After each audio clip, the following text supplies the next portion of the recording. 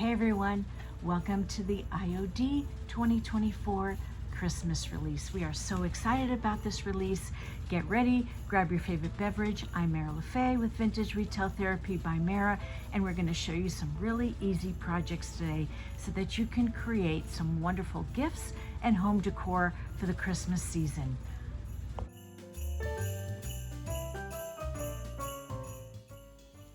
So I started with a primer in white, gave them a good dry, and then I went ahead and with my black chalk style paint, painted all my ornaments front and back, and here we are getting ready to use our mold.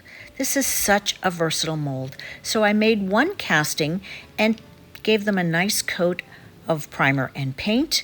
Now here's a great tip. When you're getting ready to add your second casting, before you completely get them dry, you want to add in your hanger. And then you'll see just before they start setting up, you're going to add your hanger and then just watch. It's a great way to make seamless molds. It's easy. Have you ever tried making two molds and then gluing them together? It doesn't always work out. Sometimes there's gaps. Sometimes they're just plain janky. But watch this. If you've never done this before, it's a game changer. Okay, so my resin is starting to set up, and you can see I am adding, in this particular case, I just used inexpensive trim, pearl trim, and push in your first set of molds. Hold it, hold it, hold it until it starts setting up. Don't worry if you have a little bit of spillage out there, because check it out. You can sand it off later, and then you'll see what a beautiful, seamless, like it was there all along. It's absolutely perfect, and they make great beginnings to a fabulous project.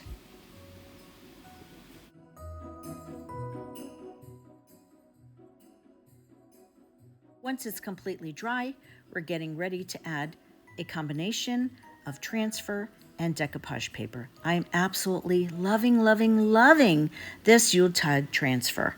It's got a combination of a little bit of everything. It's got vintage Santas. It has a bunch of beautiful greenery. It has some, oh my gosh, those Christmas birds are stunning. It's got boots. It's got fairies. The possibilities are endless. I couldn't decide. Ultimately, I decided on some of the fairies, and I knew I wanted to trim out the sides of it with some greenery. So I cut some of the greenery, and you'll see how I used it. I thought it was a pretty good way to fill up the space.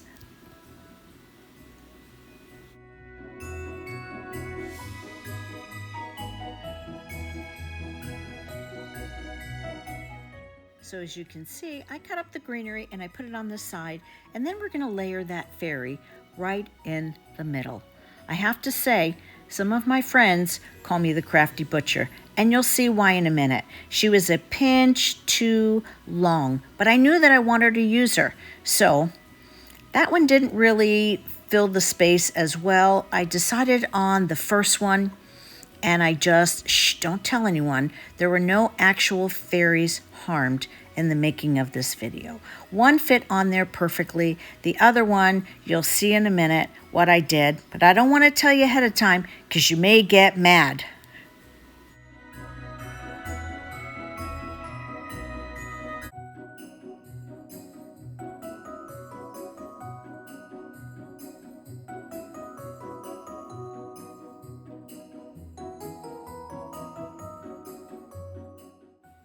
So I also used the greenery around the sides of this, and this particular fairy fit perfectly on there. If your transfers are not laying down, they do need to go on a top-coated surface and make sure that it's dry. Just place them down again and just give it a nice gentle rub until it starts coming up, and then you can go ahead and burnish it with your hand or the transfer paper. Look how darling that is. Okay, here it is. Here's my secret, you guys. I have to tell on myself.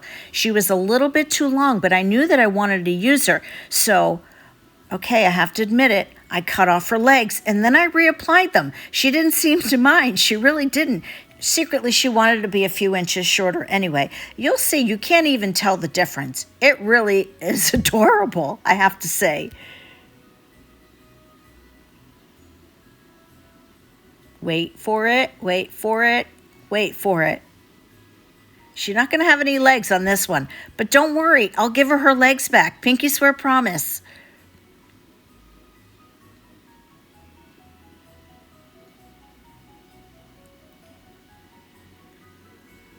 Wait till you see. You'll never know. It'll be our secret.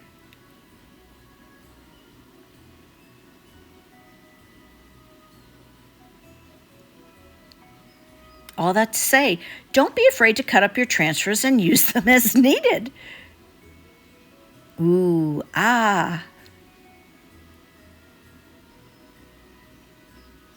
Check it out. Can you tell? I can't tell. I think it looks great. Let's do some decoupage. I've used 2 images from this A4 paper, vintage Santa, and a bird. Some of my favorite elements. Big surprise, right? I used my decoupage medium, just laid them down, and I did paint the backs when they were done in black to match. Now, I thought I had filmed that other segment of applying them to the clear ornaments, but apparently I did not, or I might have deleted it by accident, so I'll have to walk you through that portion. This was painted black in the back so that it had a cohesive look and that everything matched.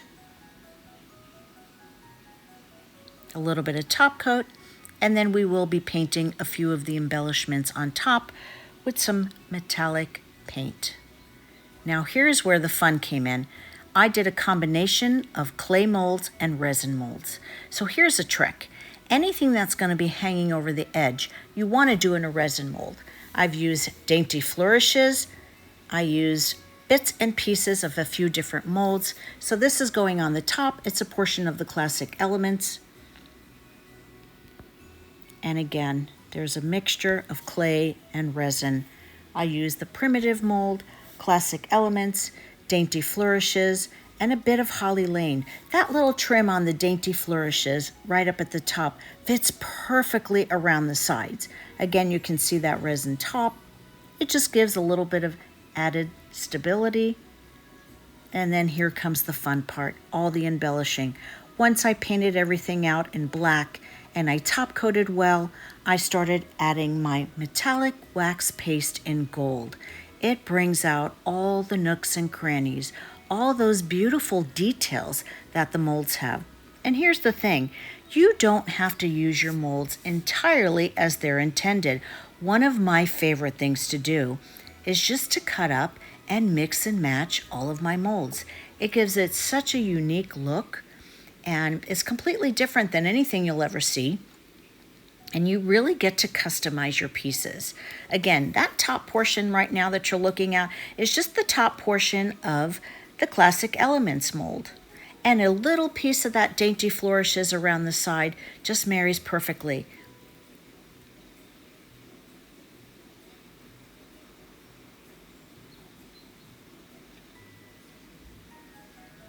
Again, you'll see just the top portion. 2 pieces from the classic elements mold, one at the top and one at the bottom. And it just married wonderfully in the middle. That gold metallic paste is just what it needed to make it shine. Tell me in the comments, do you decorate in traditional colors? This year, I'm doing black and red and white. Last year, I had a pink Christmas tree, and that was fun too. But I'm loving how these are coming out, and they're gonna look beautiful on my tree this year.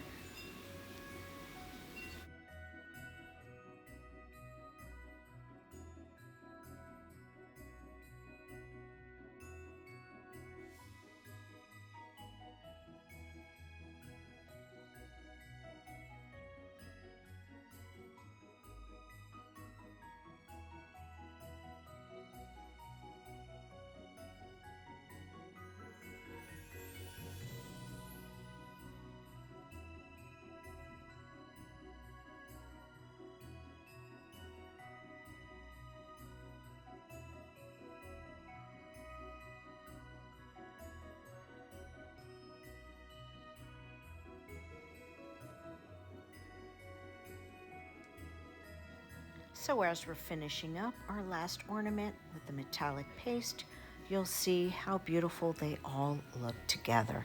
I'm really, really loving this collection so much. And you'll see all the different molds in a minute, once they're all together, how you'll never guess that I cut up and mix and matched all different pieces. Look at those leaves on the side of that. That's last year's mold. And it just looks great with the rest of them.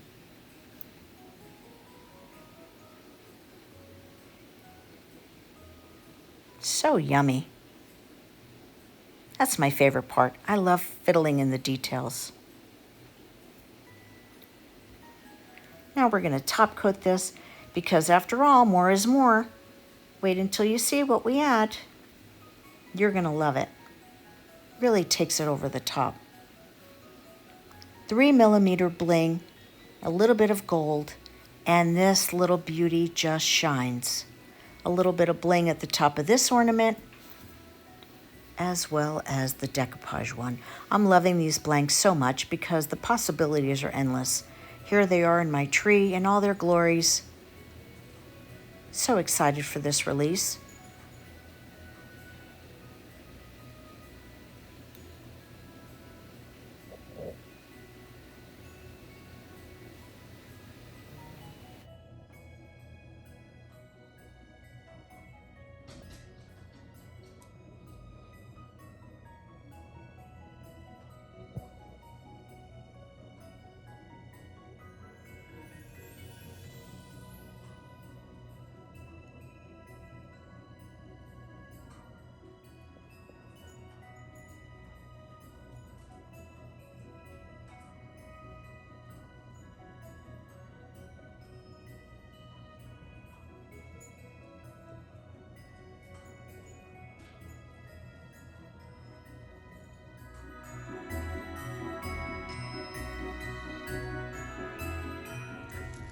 Thank you so much for joining me today for our Christmas release 2024 from IOD. I think it's a fabulous release.